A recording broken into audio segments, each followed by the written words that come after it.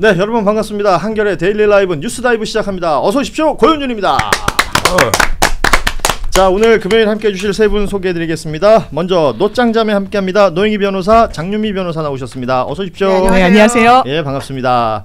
그리고 다시 한번 정확하게 알려드리죠. 정의당 자꾸 강조. 김종대 전 의원 나오셨습니다. 어서 오십시오. 안녕하십니까. 반갑습니다. 종종 주변에서 그 당적을 좀 잘못 알고 계신 분들이 있죠. 있죠. 예, 그런 경우 많이 있어요. 예, 그래서 바로 잡아드립니다.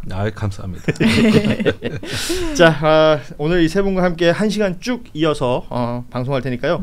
지금 함께해 주신 우리 뉴스다이브 구독자분들도 끝까지 해주시면 고맙겠습니다. 먼저 어제 서울구치소 상황을 조금 정리를 해보도록 하죠. 오늘 서울신문 기사 제목은 이랬습니다. 어디까지 구차해질 건가? 라는 제목이 있었고, 동아일보에서는 아주 구체적인 당시 상황 묘사를 하는 기사들도 있었고, 여러 매체에서 자세히 그 상황들을 다루고 있는데요. 그 팔을 너무 세게 잡아당겨 빠질 것 같다. 그러니 좀 놔달라고 부탁해서 겨우 강제력에서 조금씩 벗어났다.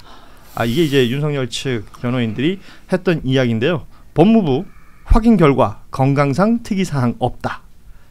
뭐 이 정도면 그 왜 우리 흔히 하는 말로 헐리우드 액션? 뭐 이렇게 얘기할 수 있는 걸까요? 네. 제가 초등 때 이게 그 동생이랑 싸우잖아요. 그럼 막 이렇게 치고받고 싸우다가 딱 잡잖아요. 근데 막 이제 페이크 액션을 하는 거, 이러면 왜 괜찮아? 빡 때리잖아요. 약간 그런 느낌이야. 그러니까 나 좀 놔줘 이러다가 빡 이렇게 안 간다 그러고, 그리고 자기가 막 나왔다는 거예요. 그 수영동에서는 걸어 나오더니 그냥 바로 밖으로 나갈 수 있는 게 아니잖아요. 대기를 해가지고 교도관들이랑 이동을 해야 된단 말이에요. 예. 거기가 출정 과장실인데 갑자기 이런 바퀴 달린 의자에 이렇게 앉더라는 거예요. 그러면서 꼼짝 않고 안 움직이더라는 거예요. 그러니까 젊은 사람들이 그러니까 안 움직이니까 막 이렇게 잡고 이러니까 팔 잡으면 막 이러고 이러니까 이거를 같이 의자채 들어 올린 거예요. 그래서 떨어진 것도 저는 자기가 막 떨어진 게 아닌가 약간 싶어요. 그래서 야, 이건 너무 진짜 추잡하다 이런 생각이 왜 의자를 들어 올리죠? 그냥 의자를 굴려서. 그러니까 왜냐면 바퀴 달리는 의자니까. 바퀴 달리는 의자를 이렇게 하는 방법도 있었어요. 난 정말 발상의 전환이 코페르니쿠스적 발상의 전환이 있는 것 같습니다. 바퀴 달렸으니까. 인적이 있었나? 나는 정말 두 분 왜 이런지 모르겠어요. 이게 코페르니쿠스적 발상이에요? 난 그 생각을 전혀 못했어요. 우리 장윤미 변호사가 오늘 연기로 시작을. 정말. 왜냐면 저희 이제 연말에 시상식 그렇죠. 한다 그랬기 때문에. 저희 연말에 연기 대상 시상식 해요. 한번 합시다. 여우주연상이래. 뉴스다이브 여우주연상. 그럼 김건희가 받을 것 같은데. 그 강적이 있었어. 완전 경쟁자가 있었네요. 자, 어제 말씀드린 것처럼 법무부에서는 이제 의료진 통해서 확인했는데 어깨 통증 등을 호소했다고는 하나 건강상에는 특이사항이 없는 것으로 확인됐다. 일단 상황 설명은 어제도 저희가 좀 여러 차례 해드렸는데요. 왜 이럴까? 여기에 대한 해석이 잘 안 되잖아요. 왜 안 돼? 해석이 너무 잘 되는구만. 돼요? 왜 안 돼요 도대체가? 그럼 왜 윤석열이 왜 이러는지.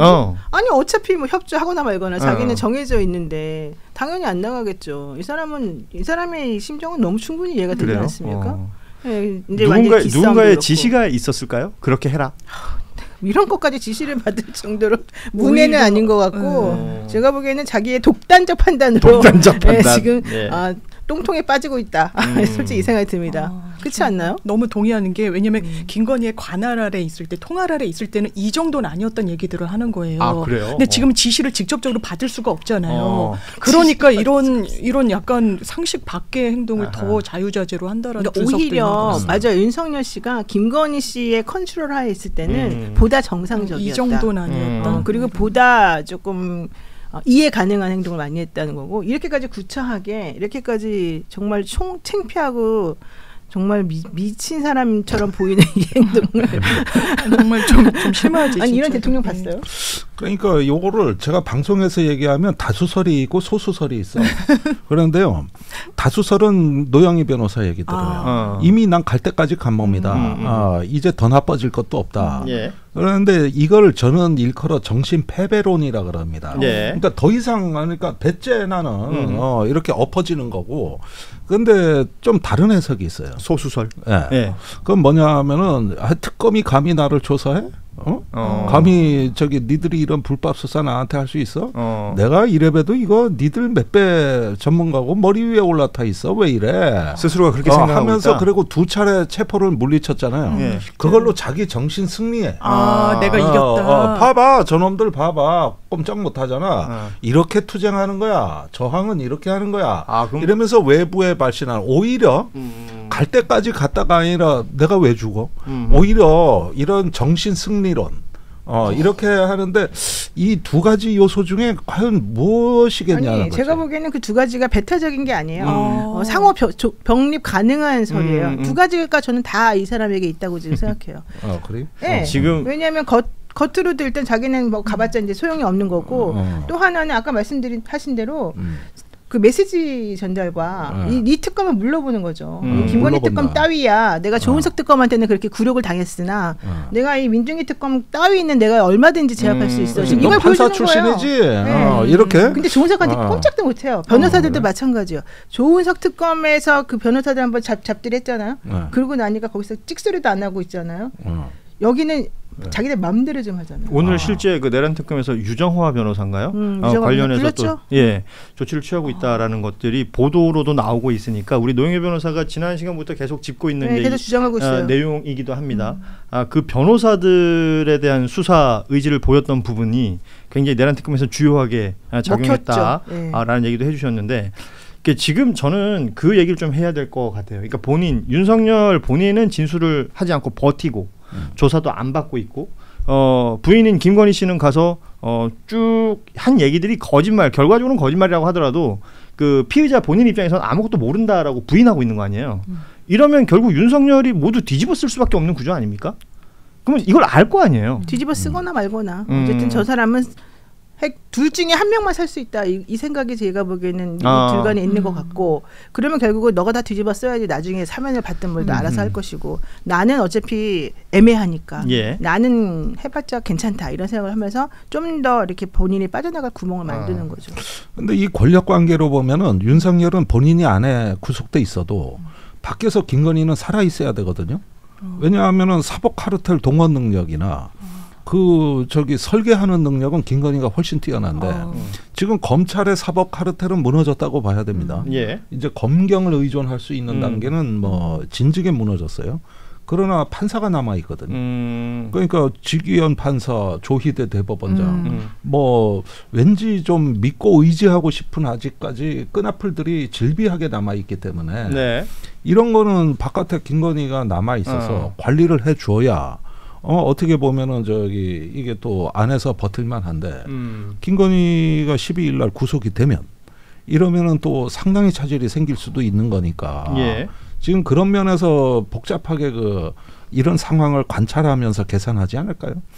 그런데 오늘 뭐 저희가 이렇게 분석하고 있습니다만 한겨레 이제 권태호 논설 실장 같은 경우엔 오늘 기사에서 이런 합리적인 추론할 필요가 없다. 그냥 그러는 거다. 도대체 너무 이렇게 고품격의 분석을 할 이유가 없다라는 거예요. 그런데 그 부분도 이게 분석 대상에서 아예 그냥 무시할 일이 아닙니다. 제가 이래서 이제 몰락하는 독재자들 사례를 쭉 찾아보니까 칠레의 피노체트 대통령, 필리핀의 마르코스 대통령, 이라크의 사담 후세인 이런 사람들을 보니까 일률적 패턴이 발생하는데 제 1번이 사법 책임 부인입니다. 공통점이 있네요. 다 똑같아. 내가 왜 내 면책 특권이 없고 이런 법원에 내가 왜 구속돼야 돼? 이런 게 똑같아요. 두 번째는 끌려가지 않으려고 하는 것도 똑같고 과거의 지지 세력을 소환한다는 것도 똑같고 세 번째는 구속되고 구금되면서 파멸로 가거든요. 그런데 지금 21세기에 이런 지도자가 사라졌기 때문에 우리가 그동안 이런 거는 민주주의 사회에선 있을 수 없는 일이야 이렇게 생각하는 습관이 생긴 건데 20세기에 그 독재자들 그 시리즈를 보면은 다 이랬더라고. 다 이랬어. 이게 공통된 패턴이에요. 그럼 뭐 그쪽을 연구해서 이런 모습을 보이는 건 아니겠지만 보여주는 행태는 지금 비슷하다라는 분석해 주셨습니다. 자, 그리고 김건희 씨 같은 경우에는 아시다시피 어제 구속영장 청구가 됐습니다. 구속영장에 적시되어 있는 내용들을 보면 일단 도이치모터스 주가 조작은 공범으로 자본시장법 위반, 그리고 명태균 관련된 이 여론조사를 무상으로 받았다는 부분, 그리고 공천 개입했다는 부분은 정치자금법 위반, 그리고 건진법사 전성배 통한 이 청탁, 알선수재, 뭐 특가법 이런 혐의들이 구속영장에 적시가 됐고, 그 12일 오전 10시 10분에 정재욱 영장전담 부장판사를 통해서 영장실질심사가 있습니다. 그러니까 정판사는 보니까 이제 윤영호 통일교 전 세계본부장을 또 구속영장 발부했던 판사이기도 합니다. 영장 청구 그 과정을 한번 우리가 정리를 해볼 필요가 있을 것 같은데, 소환 조사를 8월 6일이라고 미리 말한 건 한 2주 전에 맞습니다. 얘기를 했어요. 보름 말미를 그리고 아시는 것처럼 6일날 조사가 이루어졌고 생각보다는 혐의에 비해서는 굉장히 짧은 조사였다, 이렇게 평가할 수 있을 것 같은데, 그러고 하루 만에 바로 구속영장 청구를 했어요. 왜냐하면 조사 과정에서 계속해서 혐의 부인을 하고 그 소위 말하는 결말이 뻔한 거짓말을 또 하는 과정들이 있었는데, 일단 그 거짓말들이 지금 하나 둘씩 다 이렇게 보도를 통해서 나오고 있잖아요. 가장 근데 내가 특검을 알아보니까 실제 뭐 그 사람이 뭐라고 대답하는 걸 듣고서 영장을 청구할까 말까 이렇게 결정하는 게 아니고 2주 전에 미리 그 소환 통지하기 전부터 이 사람은 소환 조사하면서 이제 곧바로 영장을 청구해야 되겠다라고 이제 준비를 다 미리 좀 했었던 것 같아요. 근데 거기서 관건은 뭐 윤석열 체포집행도 있었지만 중요한 게 이 김건희라는 사람이 8월 6일날 와가지고 만약에 모든 죄명을 다 모든 죄에 대한 걸 순순히 인정을 해버리면 영장 청구하기가 좀 애매해지거든요. 근데 이 사람이 너무 거짓말을 뻔한 거짓말, 게다가 말도 안 되는 거짓말을 너무 다 오랫동안 해버린 거예요. 기대했던 대로 진행됐군요. 기대했던 거 이상으로. 네, 그래가지고 그 5가지 혐의에 대해서 그때 조사를 했는데 이 검찰 특검이 질문한 게 딱 객관적 증거가 너무 명확한 것들에 대해서만 먼저 딱딱딱 물어본 거예요. 근데 그 객관적 증거가 너무 명확한 거에 대해 물어봤는데 이 사람이 너무 뻔뻔하게 거짓말을 너무 말도 안 되게 해버리니까 이게 너무 그 법 영장 청구한 때문에 판사한테 말하기가 너무 좋은 거예요. 그러니까 영장이 발부될 가능성이 이 소환 조사 이후에 정말 20% 이상 올라가 버린 거예요. 그래가지고 이 사람들이 너무 속으로는 내가 생각했던 것보다 기대 이상으로 참 잘 됐다. 특검은 조사 과정 내내 좀 뭐랄까 쾌재를 불렀다라는 얘기들이 여기저기서 전해지고 있습니다. 그리고 되게 친절하게. 젠틀하게. 그래서 대우를 잘해주셨다. 그래서 일부러 더 잘해준 거예요. 그러니까 이런 건 모르시잖아요. 그렇죠? 이거는 어떻게 된 거예요? 그러니까 맞아. 기억이 안 나요. 기억이 안 나시죠? 이런 식으로. 자, 새로운 나무주연상 후보가 한번 등장했습니다. 강력한데요. 여기만 보면 다 이상해져. 특검 연기를 해주셨어요. 그 지금 대표적으로 나오는 거짓말들 중에 그 반 클리프 아펠 이 목걸이, 2022년 나토 순방 때 착용했던 뭐 여러 차례 관련 해명이 바뀌다가 그 최종판이 사실은 특검 가서 했던 말 아니겠습니까? 홍콩에서 샀다. 홍콩에서 모조품을 샀다. 2010년도에 샀다. 그렇죠. 그 타이밍이 중요한 거예요. 어머니 환갑. 이거는 빼박. 환갑. 엄마의 연도가 틀릴 수가 없네. 틀릴 수가 없어요. 그랬더니 뭐 지금 그것도 지금 나왔잖아요. 기억이 그 목걸이라는 것이 나온 게 2015년 이후에, 그것도 11월인가? 연말 이후에 나왔다. 그러니까 그랬더니 칠순이었나? 이랬대잖아. 환갑이 아니라 칠순이었나 이런 생각을. 진짜 너무 끔찍하네. 어떻게 10년을 착각하냐? 아니 근데 오늘 우리 노영희 변호사가 뭐 아시는 분 다 아시겠지만 심리학 전공하셨지 않습니까? 이 심리를 나는 좀 알아보고 싶어요. 사실관계들은 뭐 보도에 많이 나왔으니까.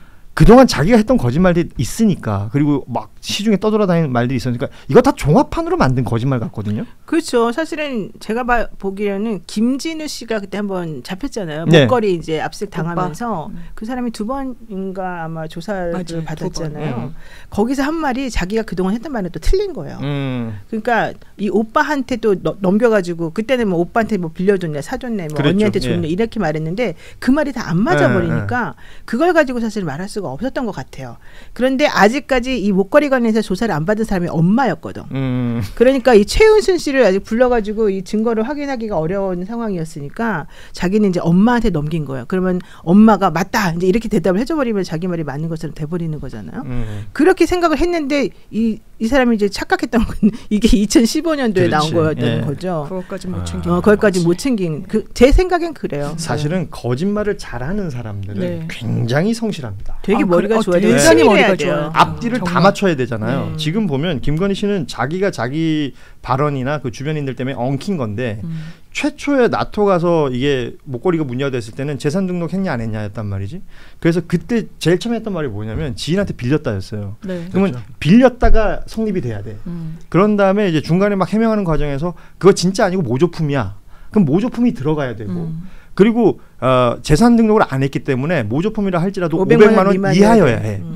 그래서 짱구를 엄청 굴린 거지. 맞아요. 그래서 짝퉁을 그 시절쯤에 그 가격에 살 수 있는 데이터를 찾아봤더니 뭐 아시다시피 홍콩 짱퉁 시장이 엄청 유명하잖아요. 네. 저도 홍콩 한번 갔더니 아저씨 여기 시계 진짜 XA 막 이러더라고. 그래요? 아 나도 연기했네. 여긴 연기를 하겠네 왠지. 그러니까 그런 것을 다 섞어서 스토리를 만들다 보니 특검에서 했던 그런 말이 나온 게 아닌가. 맞습니다. 저도 의뢰인한테 거짓말 할 수 있으면 하라고 그래요. 근데 일반되게 관철시킬 수 있으면 당신 해보시라. 근데 아마 안 될 거다라고. 거짓말을 유지하는 게 쉽지가 않죠. 네, 그게 쉽지 않아요. 아마 쉽지 않고 아마 본인은 조사를 잘 받았다고 착각했을 수도 있어요. 이런 수준에서. 그러니까 지력이 약간 낮은데 자기가 통제할 수 있다라고 생각하는 사람들이 이런 패턴을 좀 보인다고 저는 생각해요.